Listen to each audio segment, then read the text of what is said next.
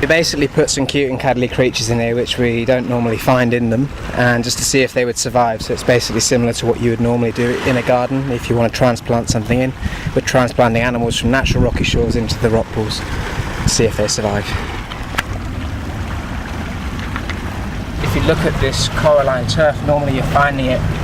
much lower down sort of here, so we've been able to extend the tidal range of this organism here, the actual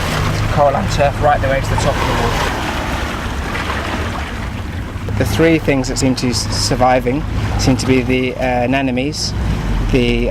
snails, the turbot undulatus, and the sea slugs, which is the scutus.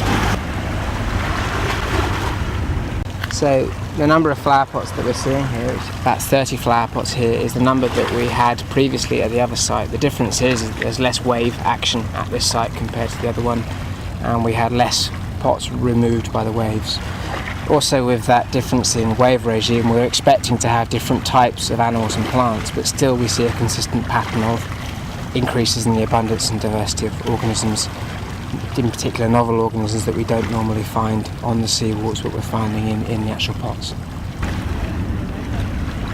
Generally we find slightly fewer animals and plants in this sheltered place, but the whole point of the whole project is to see whether we get general patterns, and irrespective of the wave regime we are seeing general patterns emerging, and those general patterns mean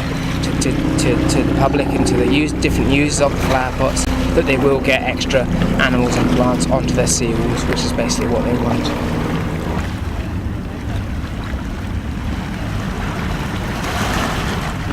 We've still got some work to do on making the flower pots look a bit more pretty and not look so obtrusive on the actual seawalls themselves, and I think the engineers come up with a new design for the outside of them, which is kind of nice.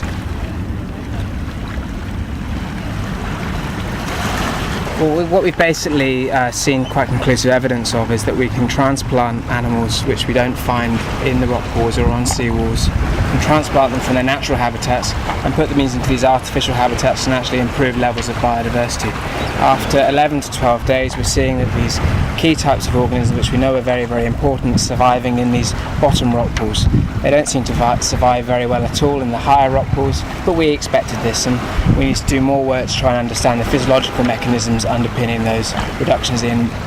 the numbers of animals that we're finding there.